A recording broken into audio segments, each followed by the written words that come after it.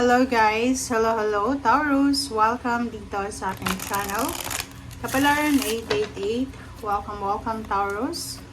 Alamin natin kung anong messages, vibration, gabay energy para sa lahat ng Taurus. This is general reading.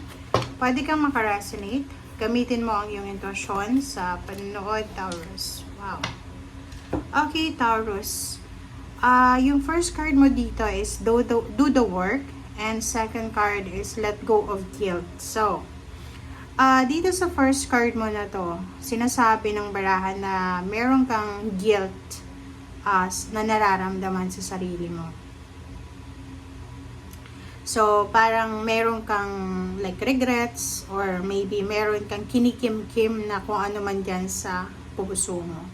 So, dito sinasabi na when you allow your light to shine brightly, you inspire others.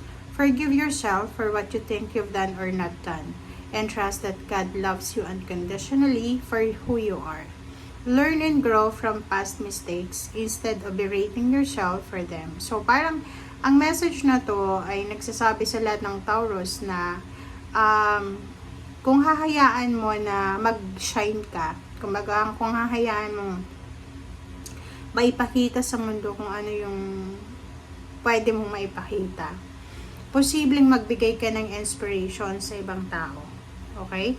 And yung iba din sa inyo dito, sinasabi na kailangan yung patawarin ng sarili nyo. So, kung halimbawa, may mga guilt feelings kayo, parang feeling nyo nagkamali kayo, may kasalanan, ganyan. Or may hindi kayo ginawa or ginawa. So, just trust God. Trust God na you are loved unconditionally. So, kung ano man ang meron ka. Kumbaga, isipin mo na ang Panginoon hindi kanya pababayaan. Ang Panginoon ay mamahalin kanya ng walang katumbas, walang kondisyon. And yung mga mistakes mo from your past, wag mo na yung dadalhin sa present situation. And kailangan mong matutunan na yung mga past natin na mistakes ay hindi siya kumbaga makaka-apekto sa kasalukuyan. Yung parang nag-hold back because of your past. Okay? And dito sinasabi ng barahan na wag mong masyadong i-down yung sarili mo just because of your past mistakes, past failures, or anything na past na hindi mo ginawa. Okay? So, dito sinasabi na instead na mag-self-pity ka, instead na ibaba mo or i-down mo yung sarili mo, just focus sa strength na kung anong meron ka. Kasi lahat tayo dito sa mundo, meron tayong mga strength, meron tayong weaknesses and strength. So, wag kang mag-focus sa weaknesses mo, mag-focus ka sa strength mo. Okay? And remember na you are loved. You're loved, you're protected ng ating universe. Okay? Ng ating Panginoon. And just continue kung ano yung gusto mong mangyari sa buhay mo. Okay? Do the work. Yun. Diba? This is, ang message na to, hindi ito pwedeng makaresonate sa may mga trabaho. So, yung may mga wala pang trabaho dito. Okay?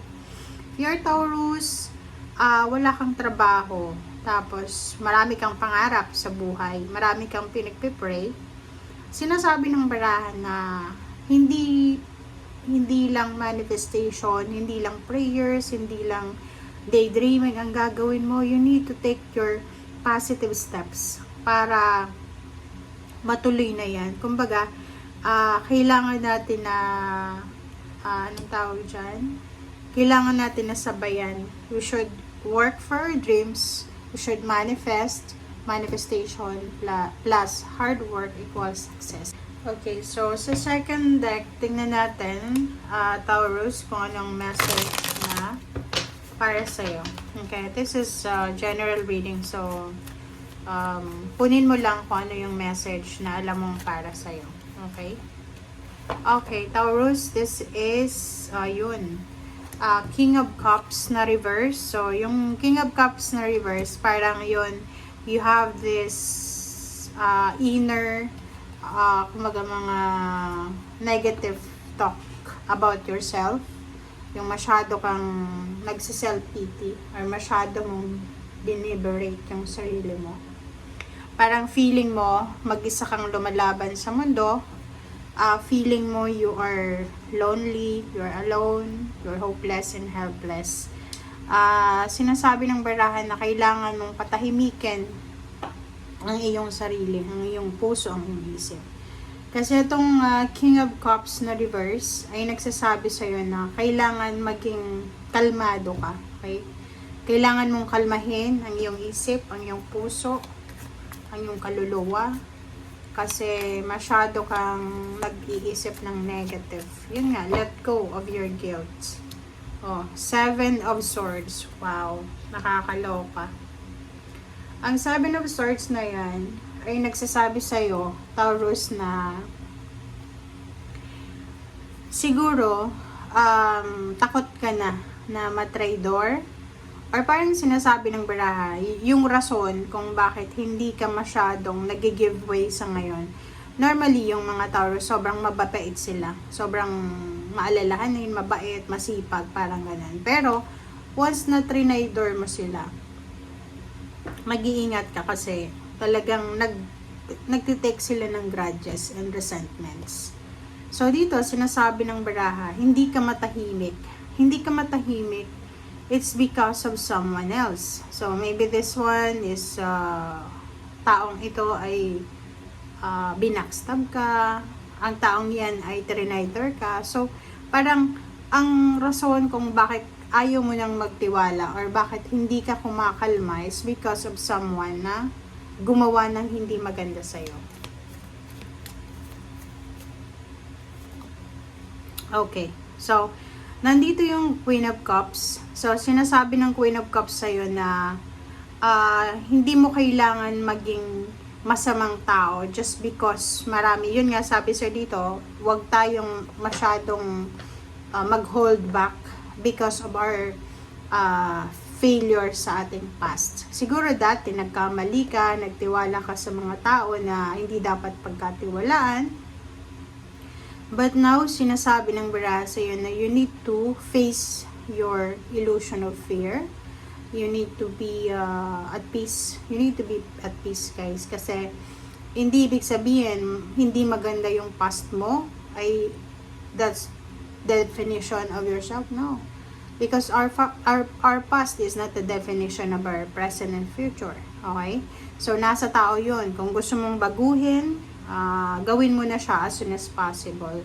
So, yun yung sinasabi, be at peace at your present situation. Ano man ang past mo, galing ka man sa kulungan, nag-asawa ka dati, single mom, single dad, or ano man ito na pinagdaanan mo sa past mo, hindi yan makakabawas sa pagkatao mo sa kasalukuyan. Okay?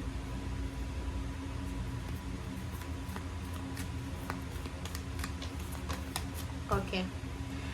Reverse no 6 of Pentacles. So, nakikita ko sa'yo dito na kailangan mong huwag ka nang masyadong mag-focus sa emotion. Kailangan mong mag-focus ngayon sa pera. So, parang ang nakikita ko sa'yo dito, yung pagkakaroon mo ng balance sa salapi, affected siya, it's because of your emotion. Kumbaga, yung financial flow mo, apektado ng emotional flow. So, like, parang ganito yun, no? Hindi ka makapagtrabaho just because you are emotionally battered or you emotionally scared. 'Di ba? Parang ganun. So, ang sinasabi ng 6 of Pentacles, you need to prioritize your financial balance instead of focusing your emotional past failures or maybe emotional hang-ups. 'Di ba? So, yun. Reverse na Hermit. So, yung Hermit na yan, sinasabi sa'yo na oras na para patahimikin mo ang iyong sarili, ang iyong emosyon, ang iyong isip, ang iyong pera. Okay? Doon ka na daw mag-focus. Kailangan mo nang mag-focus sa mas importante na dapat bigyan ng focus sa ngayon. Okay. The Sun. Okay, the Sun, this is the most happy siya na tarot deck. So, sinasabi ng barahan na dito ka, Taurus, mag-focus. Okay, mag-focus ka sa kaligayahan. You need to search for your happiness, for your own happiness. You need to search for your, kumbaga, komportableng buhay. Kung saan ka masaya, doon ka dapat. Hindi ka dapat nag-stay sa isang lugar, sitwasyon na alam mo na hindi ka masaya. Next card natin is Ace of Cups. O, diba? Happiness. Umaapaw na cups, umaapaw na emotion. Sinasabi ng barahan na kung hindi ka masaya sa kasalukuyang emotion mo sa ngayon, just let go. Let go, let God, let it flow. And if you are naman, you are, like for example, may problema ka sa pera, focus ka sa solusyon.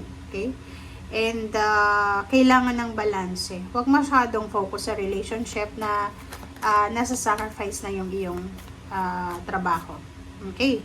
So, Magician is everything happens for a reason, but yun na nga, minsan may mga nangyayari sa buhay ng tao na talagang naka-destiny siya. So, itong Magician sinasabi na there's a miracle if you believe it. Kung hindi ka naniniwala, walang milagro. And yun nga, sinasabi ng baraha sa'yo na maraming unexpected na happenings ang pwedeng mangyari. And ang kailangan mo lang is acceptance. 'Di ba? Huwag masyadong mag-isip. Kasi itong Two of Swords na to, sinasabi ng baraha na isang unexpected na news is either unexpected job offer, business offer, relocation, travel, visa, anything na unexpected ang pwedeng dumating sa'yo. But the problem is, hindi ka sigurado. Kumbaga, pag-iisipan mo pa. So, is maybe because of emotion or anything na kailangan pag-isipan. So, kailangan maging matalino. Okay? Thank you guys for watching. Bye!